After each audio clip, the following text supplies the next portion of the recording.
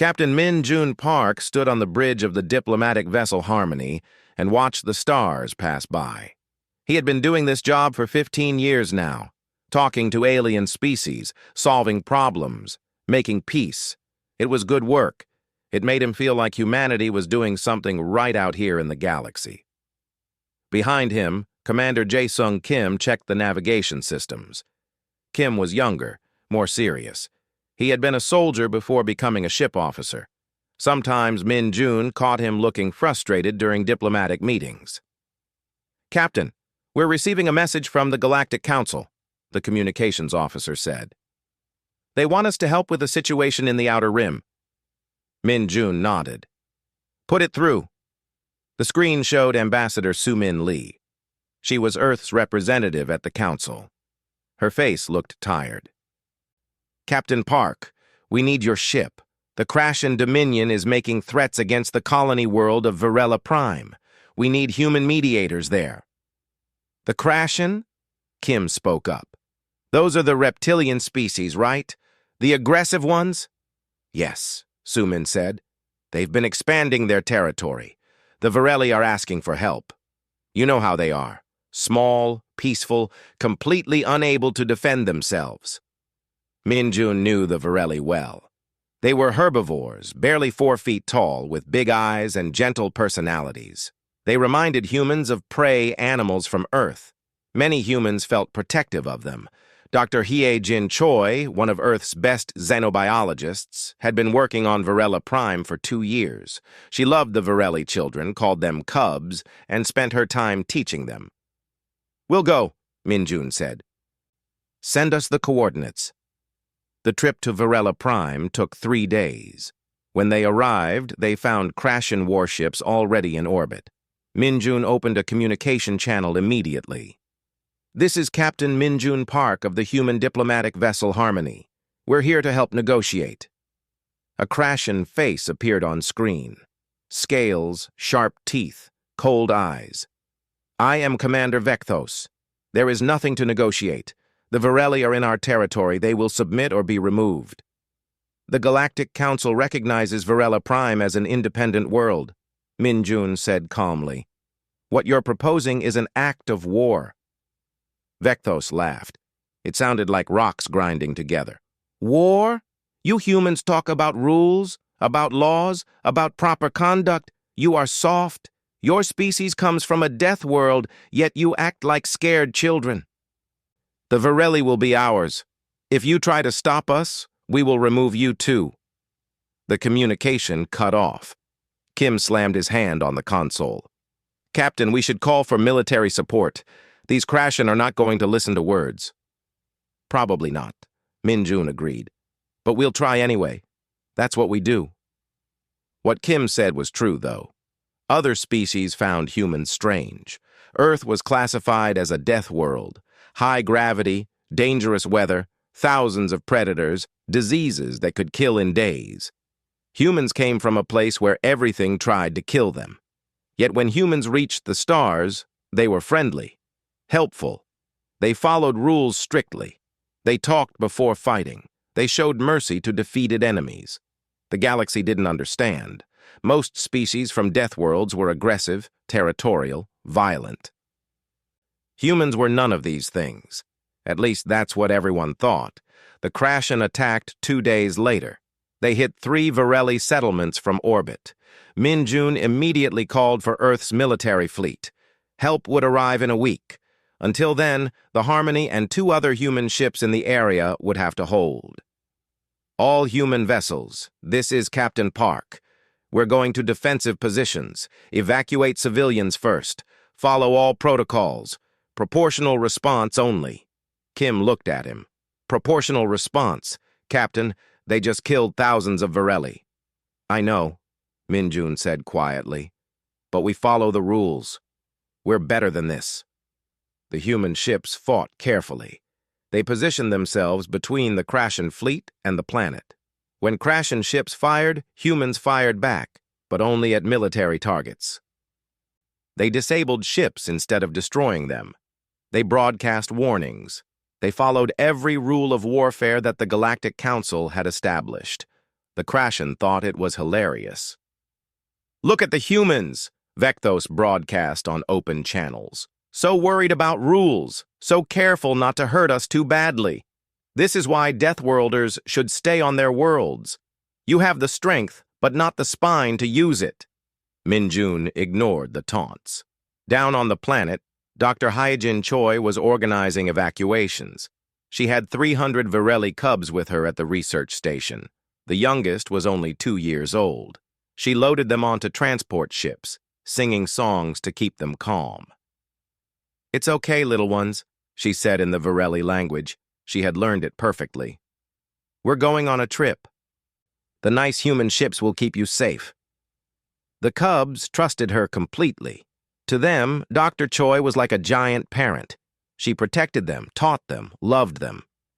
The Earth military fleet arrived on the 7th day. 20 warships, all following strict rules of engagement. They pushed the Krashen back, not through overwhelming force, but through careful tactics and precision. Ambassador Su Min opened negotiations. She met with Krashen representatives in neutral space. Minjun attended the meeting. So did Commander Vectos. "The Council demands you withdraw from Varelli space," Su Min said. "Or what?" Vectos leaned back. "You'll fight us? You humans are too soft for real war. You evacuate civilians, you avoid casualties, you follow rules." He said the last word like it was something dirty. In real war, there are no rules. There is only victory. "Then you've never experienced real war," Su Min said quietly. "You've only experienced conquest. There's a difference." "Is there?" Vectos smiled with too many teeth. "Prove it." The negotiations failed.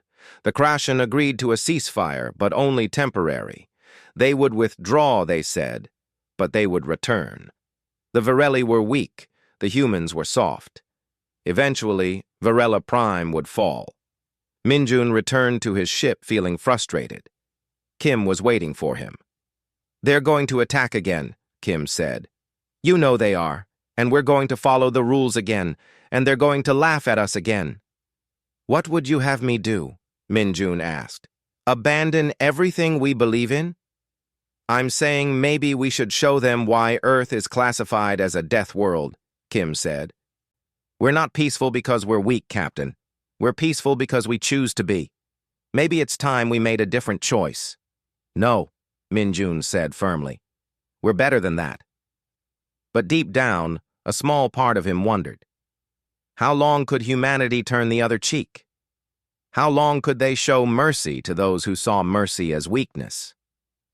On the planet below, Dr. Hyejin Choi tucked the last of the Varelli cubs into bed at the temporary shelter. They were safe.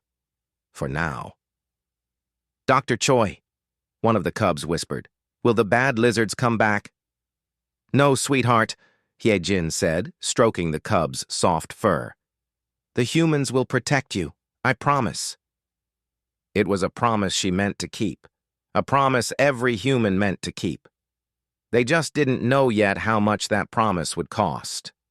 The ceasefire lasted 3 weeks. 3 peaceful weeks where humans helped rebuild the damaged Varelli settlements.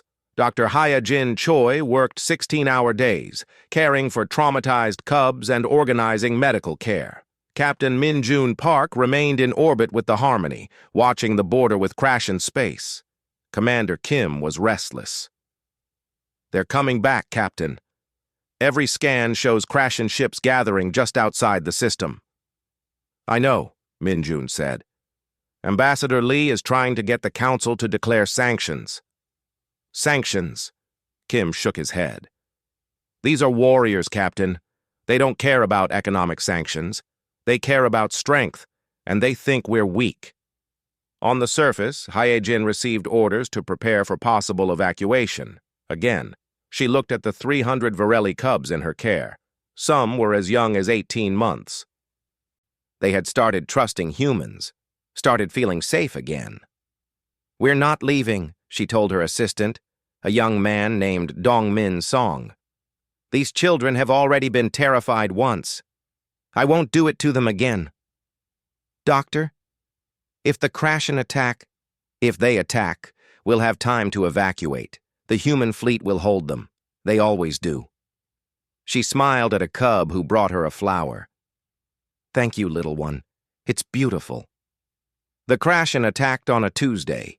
Earth had no concept of Galactic Standard Time, but humans called it Tuesday anyway. They came with twice as many ships as before. Commander Vecthos broadcast a message. Humans, you had your chance to leave.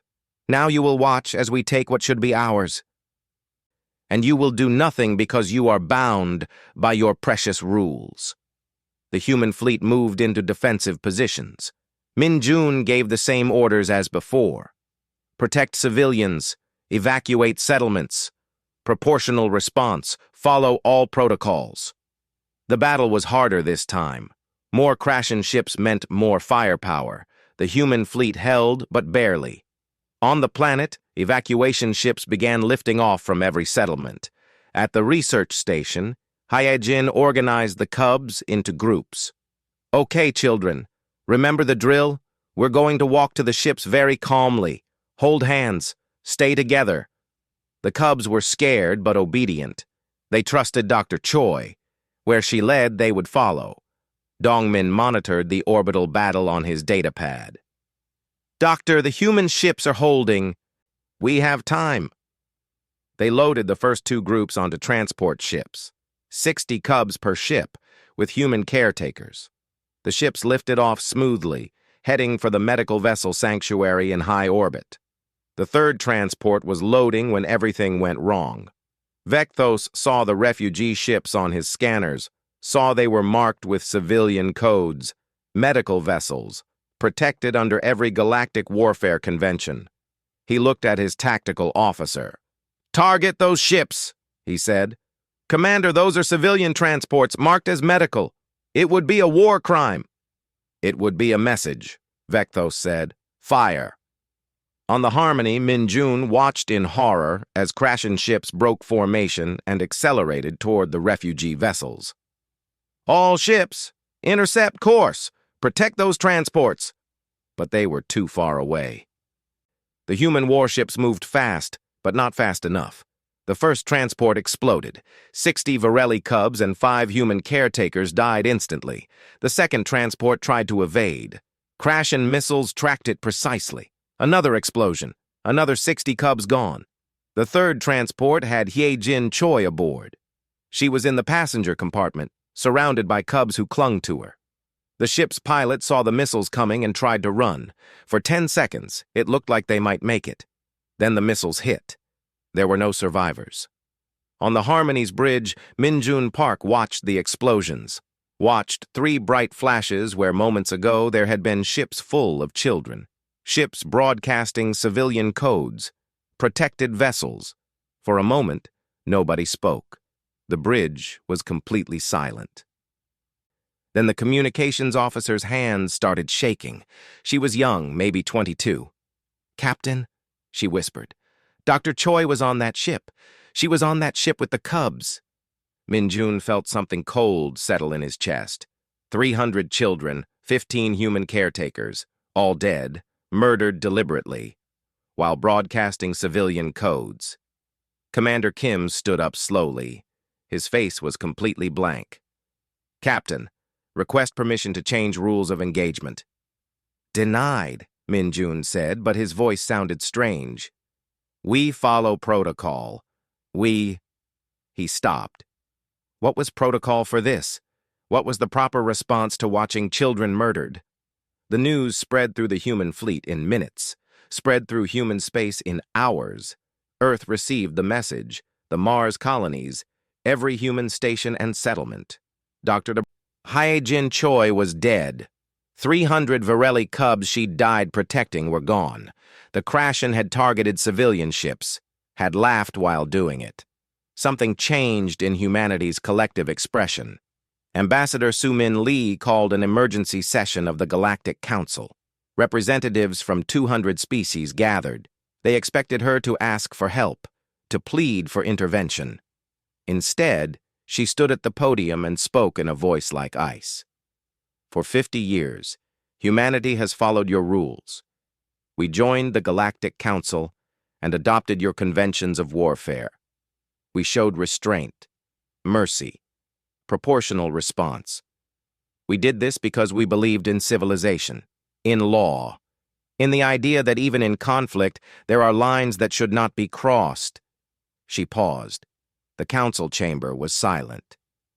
The Crash and Dominion crossed those lines. They deliberately targeted civilian vessels broadcasting protected codes. They murdered children who were being evacuated from a war zone. They did this to send a message. Sumin's hands gripped the podium. They sent their message. Now we will send ours. A counselor from the Thelian species spoke up. Ambassador, surely you don't mean to escalate. Escalate? Sumin's laugh was bitter. They killed our children. What escalation is left? No, we're not escalating. We're changing the rules. You cannot change council warfare regulations. We're not changing yours, Sumin said. We're adopting our own. Earth has a doctrine for when rules of war are abandoned by the enemy. It's called total war. We tried it your way. We followed your rules. You mistook our mercy for weakness. The Crashan mistook our restraint for inability. She looked directly at the Crashan representative, who sat looking smug. You wanted to see what humans are really like? Sumin said quietly. You killed our children to prove we were soft. Congratulations. You're about to learn exactly what humans become when you kill our children. The Crashan representative laughed. Is this a threat, human? Will you cry at us? File complaints? You have no spine for real war? We invented war, Sumin said. Her voice was so cold, the translator almost couldn't process it. We perfected it. We got so good at it that we terrified ourselves, so we made rules to limit what we could do. Those rules protected our enemies more than they protected us. You rejected those rules. You wanted to see what humans are without them. She turned to address the full council. Humanity is formally withdrawing from galactic warfare conventions regarding the Crashan Dominion. Effective immediately. We will end this threat permanently. We will not apologize for what comes next. You were warned. The session ended. Sumin walked out while the council erupted in arguments behind her. In orbit around Varela Prime, Captain Min-Jun Park received new orders from Earth Command. He read them 3 times. His hands were steady, but his eyes were cold. Commander Kim, he said quietly, recall all ships. We're receiving reinforcements. Prepare for new operational parameters. Sir? Kim looked at the orders. His expression changed. These orders, Captain, these are unrestricted engagement protocols. Yes. No proportional response requirements, no civilian safety margins, no protected zones. Yes. Kim looked at his captain.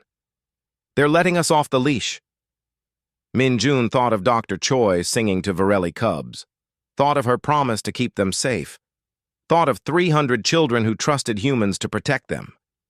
We tried peace, Min-Jun said. We showed mercy. We followed every rule. The Crashan chose to teach us that mercy was weakness, that following rules meant we were afraid to fight. He pulled up the tactical display. Crashan space spread across the map like a disease. Now they're going to learn what humans are really like. The human fleet arrived in force 1 week later. Not just warships, entire battle groups, carriers, hunter-killer squadrons. Ships the galaxy had never seen before because humans had never needed them. Commander Vecthos watched them arrive with amusement. More humans. Good. More soft hearts to break. But something was different. The human ships didn't move into defensive positions. They didn't hail the Crashan fleet with warnings. They just spread out in a pattern that made the Crashan tactical computers confused. On the Harmony's bridge, Captain Min-Jun Park looked at his display. He had been given command of the entire operation. Hunter Fleet, they called it. The name alone should have been a warning. All ships, begin operation, he said quietly. Remember the children. The human fleet split apart. Some ships jumped away immediately. Others began moving toward Crashen positions, but not in any formation the Crashen recognized. It was chaos, random. Nothing like the careful, organized humans from before. Vecthos ordered his ships to engage. The Crashen fleet moved to intercept. The human ships ran away. "They flee!" Vecthos laughed. "The Deathworlders show their true colors. Chase them down!" The Crashen fleet pursued. They had more ships. They were faster.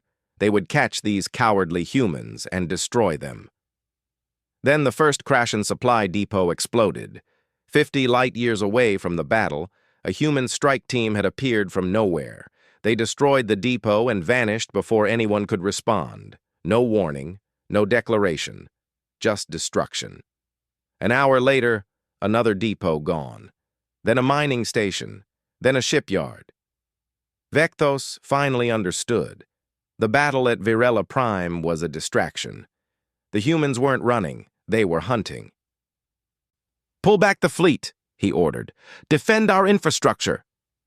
But when the Crashen ships turned to respond, the human ships that had been running suddenly weren't running anymore. They attacked from behind, from the sides, from above and below. They used tactics the Crashen had never seen. Ambush, deception. They didn't fight fair. The Crashen lost 6 ships before they could even return fire.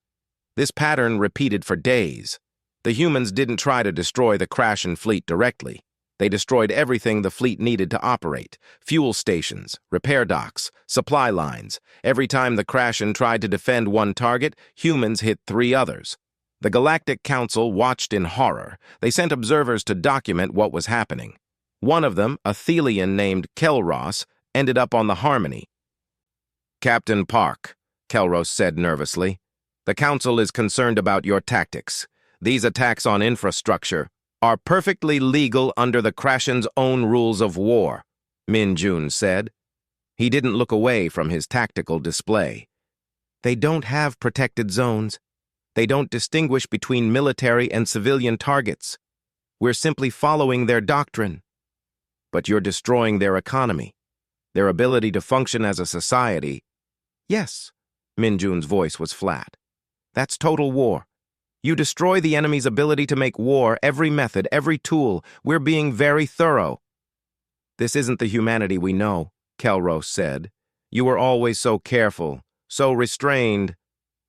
"We were holding back," Commander Kim said from his station. He looked at the observer with cold eyes. "Every single time we've fought, we were holding back, using a fraction of our capability, following rules we created because we were afraid of what we could do. And now? Now we're showing you what humans are like when we're not afraid anymore," Kim said. "When we're angry."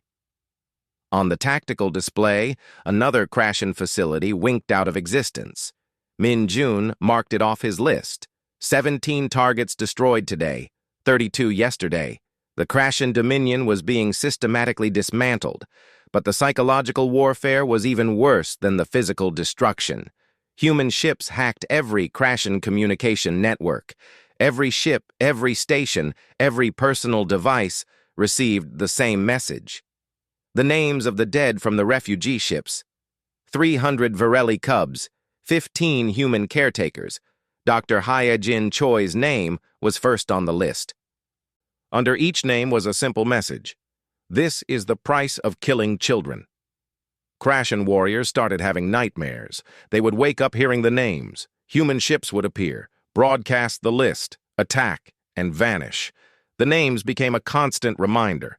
Commander Vecthos tried to boost morale. "They're just names, meaningless creatures we eliminated." But his soldiers stopped laughing. They had thought humans were soft, weak. Now they faced an enemy that struck from darkness, destroyed everything they relied on, and haunted them with the names of the dead. A Crashen captain tried to surrender to a human patrol. The human response was broadcast across all channels. "Your surrender will be accepted when we decide you understand what you've done, when you comprehend the weight of the lives you took. Until then, you will run. You will hide, You will know fear.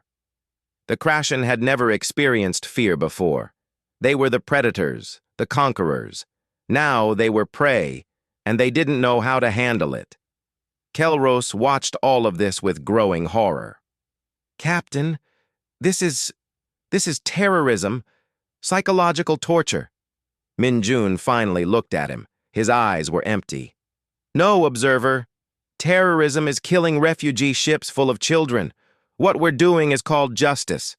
You might not like how it looks, but this is what happens when you push humans too far. But you're supposed to be better than this.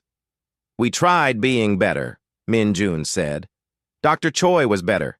She dedicated her life to helping other species, to protecting children who weren't even her own species. They killed her for it. They killed the children she died trying to save. And they laughed. He pulled up a recording. Commander Vecthos, laughing as the refugee ships exploded. This is what our mercy bought us. This is what following your rules accomplished. We showed the galaxy our best behavior, and they decided to see our worst. Kelros had no response to that. The human fleet continued its work. They didn't just destroy Krashen assets. They made examples. When they found the ship that had fired on the refugee transports, they disabled it. Captured every crew member. Then they broadcast their trial. Human military law, war crimes tribunal. Every Krashen crew member was forced to watch recordings of the children they'd killed. Made to hear their names, see their faces. The galaxy watched this broadcast, saw Krashen warriors who had laughed at human weakness break down as they realized what they'd done. Some went mad, others begged for execution. The humans gave them something worse than death. Life sentences. They would spend the rest of their lives in human prisons, listening to the names of the children. Every single day, never allowed to forget. Commander Vecthos watched all of this from his flagship, watched his empire crumble, watched his warriors become terrified of shadows. The humans were everywhere and nowhere. They struck without warning, disappeared before anyone could respond. He tried to rally his forces. We are Krashen, we are warriors, we do not fear. But they did fear. For the first time in their history, the Krashen understood what it meant to be hunted. In the Galactic Council chambers, other species began to understand something too. Humans had been peaceful because they chose to be, not because they had to be. The restraint humanity showed wasn't weakness, it was strength, the strength to hold back when you had the power to destroy. Now that strength was gone. Now the galaxy saw what humans became when you killed their young, and they were terrified. Ambassador Su Min Lee addressed the council again. Some of you have asked why we're doing this, why we don't just defeat the Krashen and stop, why we're being so thorough. She looked at the gathered representatives. Because if we stop too soon, someone else will think they can do what the Krashen did. Someone else will think human mercy is weakness. Someone else will kill our children and expect us to follow rules. We're making sure everyone understands man rules of war exist to protect our enemies. When you reject those protections, when you murder our children, you don't face human law anymore. You face human anger, and human anger is patient, thorough, complete. She let that sink in. The Krashen wanted to see what humans are really like. Now everyone gets to watch and learn. 3 months into the war, the Krashen Dominion was a shadow of itself. 2/3 of their infrastructure was destroyed. Their fleet was scattered and demoralized. Their economy had collapsed. They couldn't build new ships, couldn't maintain the ones they had, couldn't even feed their population properly. Commander Vecthos sat in his flagship, staring at reports. Every single one was bad news. Another supply convoy intercepted, another base destroyed, another fleet engagement lost. The humans were everywhere. "Sir," his tactical officer said quietly, "we have another message from the humans." Vecthos almost didn't want to hear it. But he nodded. Captain Minjun Park's face appeared on screen. He looked tired, older than 3 months ago, but his eyes were still cold. "Commander Vecthos, you're personally responsible for 315 deaths. 300 Varelli cubs, 15 human caretakers. We want you to understand something. Every ship we've destroyed, every station we've taken, every soldier we've captured, all of it has been building to this moment. Min-jun leaned forward. We're coming for you specifically now. Not your ships, not your stations. You. We're going to dismantle everything around you until you're alone, and then we're going to show you what justice looks like. The transmission ended.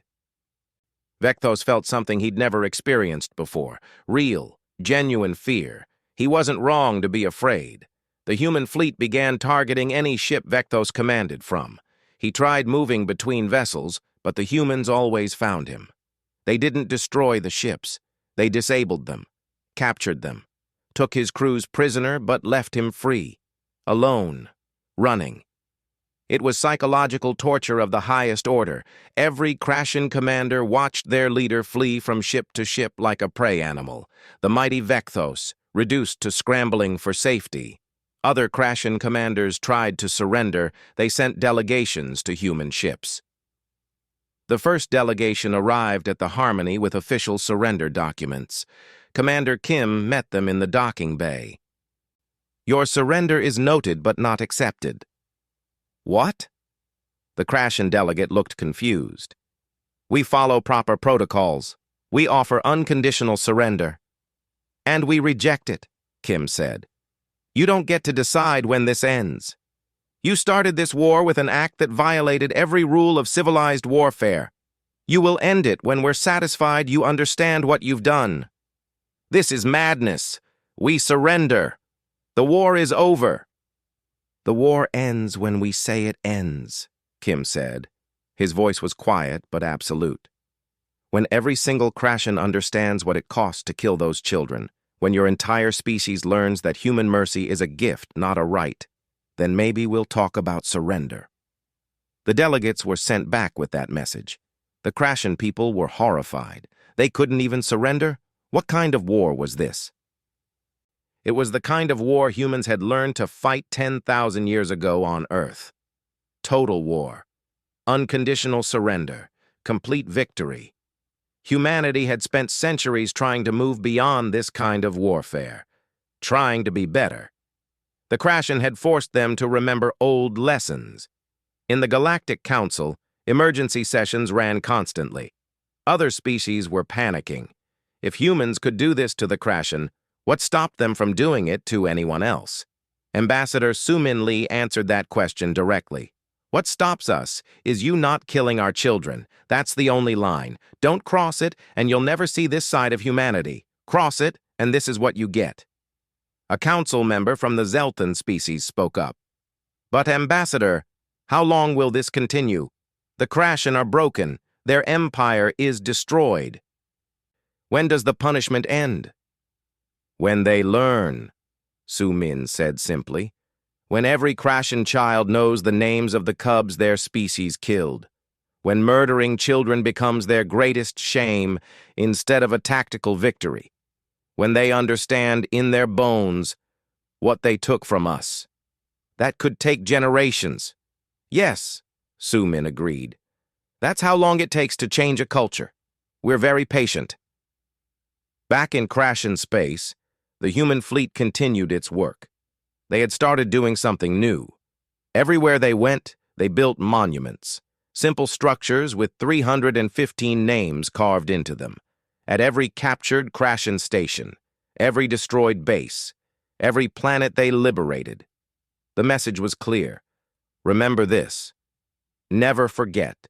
Crashen civilians saw these monuments, read the names, started understanding what their military had done. Many were horrified. They hadn't known. Their leaders had told them the humans were weak, that removing them was necessary. Nobody had said they'd killed children. Riots broke out on Crashen worlds, not against humans, but against their own government, against commanders like Vectos, who had brought this destruction upon them. The Crashen government collapsed. Regional leaders tried to negotiate separately with the humans. Earth Command listened to each one and gave them the same terms. Unconditional surrender, war crimes trials for anyone involved in the refugee ship attack, mandatory education about the massacre, and reparations to the Varelli species. Most agreed immediately. A few held out. The humans destroyed them with efficient brutality. Commander Vecthos was down to his last ship, a small frigate with a terrified crew. They jumped from system to system, always one step ahead of human hunter fleets, but everyone knew it was only a matter of time. It ended in a dead system on the edge of crashing space. 5 human warships surrounded Vecthos's frigate. There was nowhere to run. Captain Minjun Park himself led the boarding party. They found Vecthos on the bridge, alone. His crew had already surrendered. "Commander Vecthos," Minjun said, "it's over." Vecthos looked at him with hatred. "Just kill me. Give me a warrior's death." "No," Minjun said. "Death would be mercy. You don't deserve mercy. You're going to stand trial. You're going to face the families of the people you killed. You're going to spend the rest of your life understanding what you did. I am a warrior. I demand—" "You're a child murderer," Minjun said flatly. "Warriors fight warriors. You targeted refugees. There's a word for what you are, and it's not warrior." Vecthos was taken into custody. The trial was held on Earth, broadcast across the galaxy. It lasted 3 weeks. Evidence was presented. Recordings played. The names of the dead read aloud. Vecthos tried to maintain his pride at first, tried to argue military necessity, tactical advantage. But as the trial went on, as he was forced to watch footage of the children he'd killed, something in him broke. The Varelli survivors testified. Cubs who had lost siblings, parents who had lost children. They spoke about Dr. Heejin Choi, who had tried to save them all, who had died with their children because she wouldn't leave them. By the end, Vecthos was barely coherent. The weight of what he'd done had finally penetrated his warrior's mindset. 300 innocent lives ended for what? To prove strength? To show humans were weak? The verdict was guilty on all counts. The sentence was life imprisonment, but not in isolation. Vecthos would spend his life working to rebuild the Varelli population, teaching Krashen youth about the war, about the massacre, about the price of his actions. Death would have been easier. This was justice. The Krashen Dominion formally surrendered 1 week later. The terms were harsh. They would be monitored, reduced, rebuilt from the ground up with new values, new understanding. But the galaxy had learned something too. They finally understood what human restraint really meant, why humans followed rules so carefully, why they showed mercy even when they didn't have to. Because without those rules, without that mercy, this is what humans became. Efficient, relentless, terrifying. Peace was humanity's choice, not their limitation. And everyone had learned the cost of making humans choose war. 2 years after the war ended, Captain Minjun Park stood before a monument on Virella Prime. It was made of white stone and reached 20 feet into the sky. 315 names were carved into it. At the top, in large letters, "They died under our protection. We did not forget." Behind him, Varelli cubs played in a garden. New cubs, born after the war. They were safe now. The Krashen would never threaten them again. Neither would anyone else. The galaxy had learned its lesson. Commander Jae-Sung Kim walked up to join him. "The Galactic Council wants you to speak today, at the memorial ceremony." Minjun nodded slowly. He still felt tired. The war had aged him. Not physically, but in ways that mattered more. He had done things he never wanted to do, ordered actions he never wanted to order. All necessary, all justified, but heavy nonetheless. "Do you think we went too far?" he asked Kim quietly. Kim was quiet for a moment. "I think we went exactly as far as we needed to. Not one step more, not one step less. We showed mercy to anyone who surrendered genuinely. We followed laws once they agreed to follow them too, but we didn't stop until the job was done. Some species are afraid of us now." "Good," Kim said. not because we want them afraid, but because fear means understanding. They understand what we're capable of, what we choose not to do every single day. The memorial ceremony began an hour later. Representatives from 200 species attended. The Varelli people sang songs for their lost children. Human soldiers stood in formation, honoring the caretakers who had died protecting them. Ambassador Su-Min Lee gave the opening speech. She looked out at the gathered crowd. 2 years ago, we lost 315 innocent lives. The Crashan Dominion thought killing them would prove humans were weak, that our mercy was cowardice, that our restraint was fear. She paused. They were wrong. Mercy is not weakness, it's strength. The strength to hold back when you have the power to destroy. The strength to show compassion even to enemies. The strength to follow rules that limit your own capabilities because you believe in something greater than victory. But mercy is also a choice. It requires both sides to agree. When one side rejects mercy, rejects rules, rejects basic decency, then the other side must respond, not with equal cruelty, but with equal determination. We responded. We showed the galaxy what humans become when you kill our young. When you target our innocent, when you laugh at our attempts at peace. We became what we've spent 10,000 years trying not to be: efficient killers, relentless warriors, unstoppable force. She looked directly at the Crashan delegation. They sat quietly, heads bowed. But even then, even in our anger, we held to one principle. We never forgot we were human. We never forgot what we were fighting for. We didn't become monsters. We became justice. Hard, cold, unstoppable justice. The Crashan people have learned from this.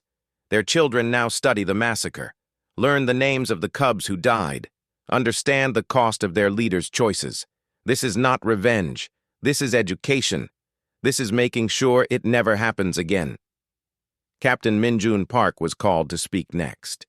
He walked to the podium slowly, looked out at the crowd, saw Varelli families, human soldiers, Crashan representatives, council members. I knew Dr. Hee-Jin Choi, he began.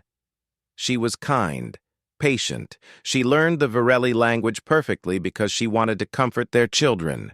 She could have evacuated early, could have taken a safe position, but she stayed with the cubs because they trusted her. Because she had promised to keep them safe. His voice remained steady. She kept that promise. She died keeping it. So did 14 other humans. So did 300 Varelli children who had their whole lives ahead of them.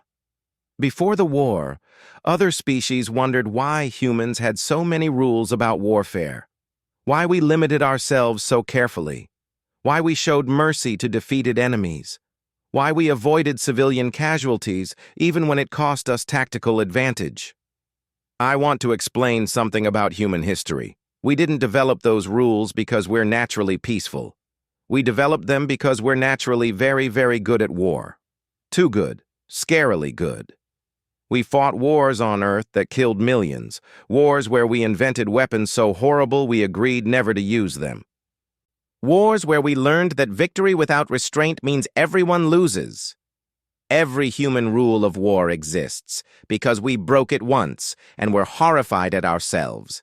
We created limits because we saw what we could do without limits. Those rules don't protect us. They protect everyone else, from us. The crowd was completely silent. The Crashan rejected those protections. They thought our rules meant we were weak. They learned differently. But I want everyone here to understand something important. We didn't abandon our humanity during that war. We didn't become mindless killers. Everything we did was calculated, controlled, precise. We were angry, grieving, determined, but never out of control. That's the terrifying part. What you saw wasn't humans losing themselves to rage. It was humans choosing to remove the limitations we normally maintain, choosing to show what we're actually capable of. And now those limitations are back in place. We've returned to following the rules, showing mercy, being diplomatic and restrained, not because we have to, because we choose to, because we believe in civilization. Min-jun looked at the Krashen delegation again. But everyone should remember, especially you, peace is humanity's choice. War is our capability. If you ever make us choose war again, you'll get the same response. Fair, justified, overwhelming, and completely unstoppable. He stepped back from the podium. The Varelli representative spoke next, talked about forgiveness and moving forward, about the human teachers who had come to help rebuild their world, about the new generation of cubs who played without fear. After the ceremony, Min-jun walked through the gardens, found himself at a smaller memorial, just 15 names, the human caretakers. Dr. Choi's name was at the top. A young Varelli approached him. She was maybe 7 years old now. Captain Park, I'm Mara. Dr. Choi was teaching me to read before... I remember, Min-jun said gently. She talked about you, said you were very smart. Mara looked up at him with big eyes. Did she die because she tried to save us? Min-jun knelt down to her level. Yes, she could have been safe. But she loved you and your friends too much to leave you. She was very brave. I'm going to be a doctor too, Mara said. Like her. I'm going to help people, to make her proud. She would already be proud of you, Min-jun said. Mara hugged him suddenly. Thank you for protecting us, for remembering them. Min-jun hugged her back. This was why it mattered. Why the war had been necessary. Not for revenge, for this. For children who could grow up safe, who could dream of becoming doctors instead of worrying about being killed. Later that evening, Ambassador Su-min Lee found him still in the gardens. The council passed new resolutions today. Attacking civilian vessels is now the highest category of war crime, mandatory intervention by all council members, immediate sanctions. They're calling it the Hyjin Protocol. Will it work? Min-jun asked. Maybe. Hopefully. The galaxy understands now what happens if they violate it. Human response is the deterrent everyone else needed. That's a terrible responsibility. Yes, Su-min agreed. But we've been responsible before. We'll manage it again. We always have. They stood in silence, watching Varelli children play, safe children, protected children, living children. Do you think humans will ever be able to just be peaceful? Min-jun asked. Without the threat of what we can do hanging over everything? Su-min considered the question. I don't know, but I think it's okay that the threat exists. As long as we never want to use it. As long as we're always looking for ways to avoid using it. The fact that we're capable of terrible things but choose not to do them, that's what makes us good. Not being incapable of violence. Choosing peace despite being capable of violence. Min-jun thought about that. About human history. About wars fought and ended. About weapons created and banned. About rules made and followed. We're not naturally peaceful, he said slowly. We're naturally adaptable. We learned peace because we saw the alternative. We practice mercy because we understand cruelty. We show restraint because we know what happens without it. Yes, Su-min said. That's exactly right. And now the galaxy knows it too. The sun set over Varela Prime. The garden lights came on. Varelli families gathered their cubs to take them home. Human soldiers changed shifts at the orbital defense stations. Krashen observers filed their daily reports on rehabilitation progress. Life continued. Peace continued. The war was over. But the galaxy would never forget the lesson humanity had taught. Peace was a choice. Mercy was a gift. Human rules existed for everyone's protection. And if you killed human children, if you rejected human mercy, if you forced humanity to abandon those rules, then you faced something the universe hadn't seen in 50 years. You faced what humans really were, what they had always been, what they worked every day to contain. Not predators, not monsters, something far more dangerous. Humans were survivors from a death world who had learned to wage war so effectively that they terrified themselves, who had created rules to limit their own capabilities, who chose peace not because they had to, but because they genuinely believed it was better. That choice made them good. That capability made them terrifying. That combination made them something the galaxy would never threaten again. The monument stood in the garden, white stone glowing in the evening light. 315 names, a reminder of the cost, a warning of the response. And above it all, one phrase in every galactic language: never again. The universe had learned. Humanity would make sure of it.